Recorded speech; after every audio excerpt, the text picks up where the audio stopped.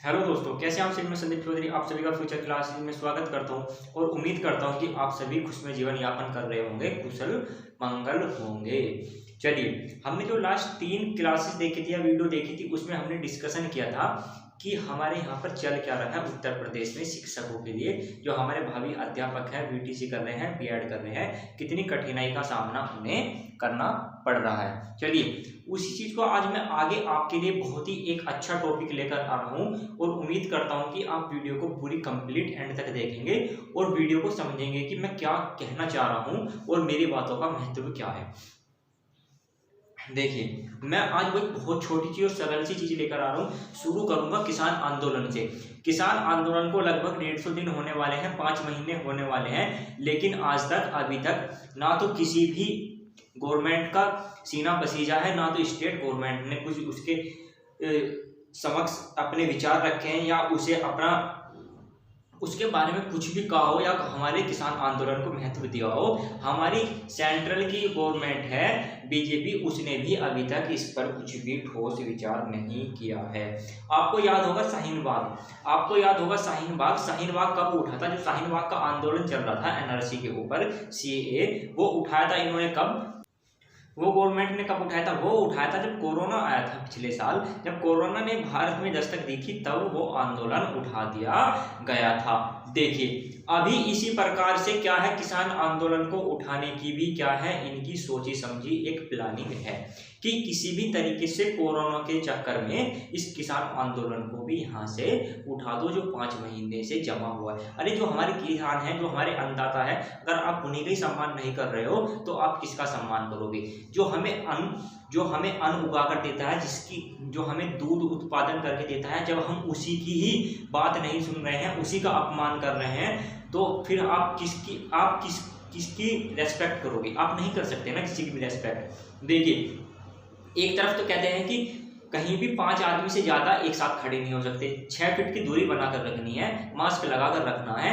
ये नियम इन पे पालन क्यों नहीं करते? अभी क्या चल रहा है? अभी आपके आसाम में या आपके बंगाल में चुनाव चल रहे हैं। अमित शाह जी डेली अपनी वहां पर रैलियां कर रहे हैं और कई लाख आदमी उसमें जो बुलाए जा रहे हैं, सब मिलजुल कर बैठे हुए हैं, आपस में धक्का मुक्की हो रही है। क्या वहां पर कोरोना नहीं आ सकता? क्या वहां पर 6 फीट की दूरी आप मेंटेन कर रहे हो, या आप वहां पर मास्क सभी के फेस पर लगे हुए हैं, या आप 5 पीपल वाला वहां पर नियम फॉलो कर रहे हो? आज क्या था? 12 अप्रैल थी, महाकुंभ हरिद्वार में आज था, लेकिन वहां भी आपने देखा होगा लाखों की करोड़ों की जनसंख्या की भीड़ है भाई। वहां किस लिए है? वहां कोरोना नहीं आ सकता क्या?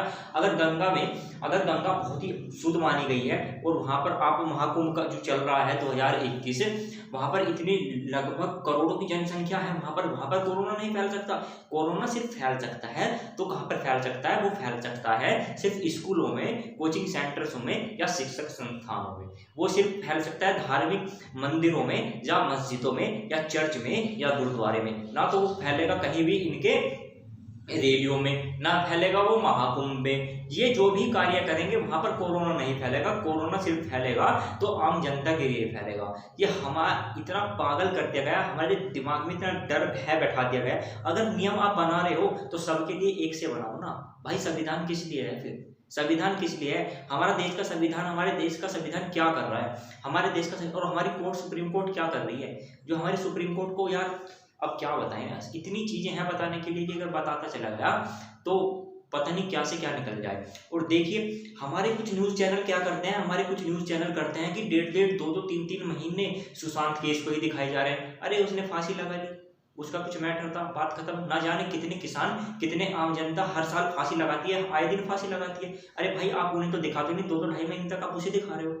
किसानों को भी दिखा दो, वो 5 महीने से बैठे हुए हैं, कितने उसमें शहीद हो चुके हैं, उन्हें भी दिखा दो एक बार, अन्नदाताओं को भी दिखा दो। लेकिन जैसे इनका आका इन्हें चलाता है, ये उसी प्रकार उसी की तरह से चलते हैं। इनके आका होते हैं सब, ये उसी तरह का। लेकिन हम क्या, हमें स्वतंत्र किस चीज के? सिर्फ हम नाम के हैं, हम बाकी कुछ नहीं कर सकते। इन्हीं के अधीन रह के हमें सारे कार्य प्रोसेस में लाने होते हैं। देखिए, अब आप इतनी बात तो समझ गए होंगे।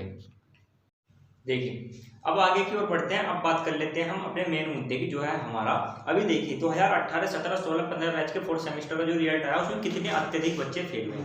वो बच्चा भी है जो कह रहा है कि मैंने 18, 15, 20 नंबर का बिल्कुल ठीक किया है और उसके नंबर कितने आए हैं, 5 आए हैं या 8 आए हैं या 9 आए हैं या 10 आए हैं। ऐसा किस लिए किया गया यार? वही बच्चा फर्स्ट, सेकंड, थर्ड सेमेस्टर में अच्छे नंबरों से पास हो रहा है, 90% नंबरों से पास हो रहा है, और वही स्टूडेंट फोर्थ सेमेस्टर में कितने नंबरों से फेल हो रहा है, उसके 4 सब्जेक्टों में बैक आ रही है। ये कैसे पॉसिबल हो सकता है? जो बंदा हर सेमेस्टर में संस्कृत या इंग्लिश में 22-23 नंबर 25 में से ला रहा है, उसी बंदे के 5 नंबर आ रहे। भाई ऐसा क्या हुआ? ऐसा क्या हुआ जो 43,000 बच्चे आपको फेल कर देने पड़ गए? वे नहीं पढ़ते क्या? वे सब मूर्ख हैं क्या? ये जो आप चीजें कर रहे हैं ये सभी को समझ में आ रही है, ये सभी को समझ में आ रही है, और ये आपको ले डूबेगी। अगर 2022 का आप चुनाव देख रहे हैं तो ये आपको ले डूबेगी। जितना भी आप क्या कर रहे हैं, ये गलत कार्य कर रहे हैं। अरे छात्रों को इतना परेशान करोगे आप, किसानों को परेशान करोगे आप, तो भाई देश कैसे चलेगा? देश कैसे चलेगा? किसान जो अनाज उगाता है, वो अगर किसान उगाना बंद कर दे, वो छात्र पढ़ते हैं वो पढ़ना बंद कर दे, वो इंजीनियर बनना बंद कर दें, वो डॉक्टर बनना बंद कर दें, तो क्या देश की तरक्की हो सकती है? नहीं हो सकती। और आप इन पर क्या लगा रहे हैं? लगाम कस रहे हैं। आप देश की तरक्की नहीं चाहते, सिर्फ अपनी जेब की तरक्की चाहते हैं। आपको सिर्फ अपनी जेब की तरक्की करनी है, ना कि देश की तरक्की करनी है। अरे भाई, जब आप 1 साल से आपने वैक्सीन बना ली है, जब आप टीकाकरण कर रहे हैं, आप कह रहे हैं 6 फीट की दूरी बहुत होती है, मास्क लगा लिए वो भी बहुत होता है, या टीकाकरण कर रहे हैं, तो भाई लॉकडाउन क्यों लगा रहे हैं फिर? और रात के लॉकडाउन से मतलब क्या होता है? अगर आप रात के 10 से सुबह के 5 बजे बनाते हैं, तो भाई कौन सा ऐसा नागरिक है, आम नागरिक, जो अपनी लाइफ, जो दिन में मेहनत करता है, मजदूरी करता है, कार्य करता है, और रात को 10 बजे वो घर से बाहर निकलेगा और 5 बजे तक घर से बाहर ही रहेगा? भाई पागल किसे बना रहे हो आप? 10 से 5 तक रात को कौन सा ऐसा इंसान होगा जो पागल इंसान होगा जो सड़क पे घूमेगा? भाई उसका मतलब क्या? वैसे भी लॉकडाउन लग जाता है, रात को 10 से 5 तक तो कोई नहीं निकलता सड़क पे, इमरजेंसी सेवा ही निकलती है, पुलिस निकलेगी, एम्बुलेंस निकलेगी, या इमरजेंसी जितनी भी खाद्य पदार्थ हैं, फूड हैं, प्रोडक्शन वाले, वही निकलेंगे। ऐसा कौन आम आदमी नागरिक है जो सड़कों पे घूमेगा? और बात करते हैं कि आप कि 9 बजे से पहले जितनी भी रात्रि की शादी है कंप्लीट कर लीजिए। भाई रात को ही कोरोना आएगा क्या? दिन में बैन कर दो फिर तो उन्हें। अरे फिर दिन में भी बैन कर दो, शादियों को दिन में भी बैन कर दो। अगर रात को 9 बजे से पहले ही शादी करनी है, तो भाई रात को ही कोरोना आता है क्या? वो अंधेरे में चलता है क्या कोरोना? उसे रात को ही दिखता है क्या? दिन में अंधा है क्या? वो उल्लू है क्या? वो उल्लू होता है एक पक्षी, उसे रात में ही दिखता है, उसे दिन में नहीं दिखता। तो भाई उल्लू है क्या कोरोना? वाकई उल्लू है। उल्लू कोरोना नहीं है, उल्लू हम हैं, हमें उल्लू बनाया जा रहा है। अरे भाई अगर शादी विवाह 9 बजे से पहले कर रहे हैं, ठीक है, चलो हमने की बात मान ली कि ज़्यादा भीड़ इकट्ठी नहीं होनी चाहिए, 100 आदमी होनी चाहिए, 50 आदमी होनी चाहिए। अरे जब आप शादी विवाह की लिमिट तय कर रहे हैं, बना रहे हैं, तो आपको चुनाव जो चल रहे हैं, इलेक्शन चल रहे हैं, वहाँ पे भी लिमिट तय कर दीजिए कि वहाँ पर 10 या 20 ही आदमी होंगे, वहाँ पर 10-20 लाख आदमी नहीं होंगे। भाई आप क्या करना चाह रहे हैं? देश में जनता बिल्कुल समझ चुकी है, जनता अनपढ़ नहीं है, सब पढ़े लिखे इंसान बैठे हैं, और जो आज भी नहीं समझ रहा है तो उससे बड़ा मूर्ख भी कोई नहीं है। जो आज भी नहीं समझ रहा है तो उससे बड़ा भी मूर्ख कोई नहीं है। भेड़ चाल मत चलिए, बिल्कुल सही दिशा में चलिए। अरे पढ़े लिखे हैं आप, चीज़ों को समझिए, फैक्ट्स को समझिए कि हमारे साथ क्या हो रहा है और भविष्य में क्या हो सकता है। और अब मैं लास्ट टॉपिक पर आता हूँ कि देखिए, यूनिटी बहुत बड़ी पावर होती है, ताकत होती है। यूनिटी के बल पर हम किसी को भी जीत सकते हैं।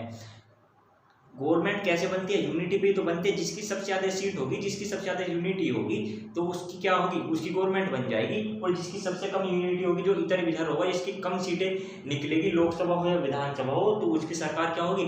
नहीं बन पाएगी। तो इसलिए ज़्यादा सीट का महत्व होता है कि सरकार बनाना। तो इसलिए हमें ज़्यादा से ज़्यादा छात्रों को इकट्ठा होना है, संगठन बनाना है, और क्या करना है? अपनी कॉपी रीचेक करानी है। 4th सेमेस्टर की जो बैक लगी है, हमें 3rd सेमेस्टर का एग्जाम जल्द से जल्द कराना है। एग्जाम नहीं होते हैं तो प्रोमोट कराना है। 1st सेमेस्टर का 19 बैच का जो रिजल्ट नहीं है अभी प्रमोट का, वो रिजल्ट डिक्लेयर कराना है। और जो यूपी टेट 25 जुलाई को होने वाला है, वो तो होगा ही होगा, लेकिन जो सुपर टेट आएगा उसमें 2019 को भी वैलिड कराना है। तो यही हमारा मुद्दा होना चाहिए। बस मैं आज अपनी वाणी को यहीं पे समाप्त करता हूँ, यहीं पे विराम देता हूँ। धन्यवाद।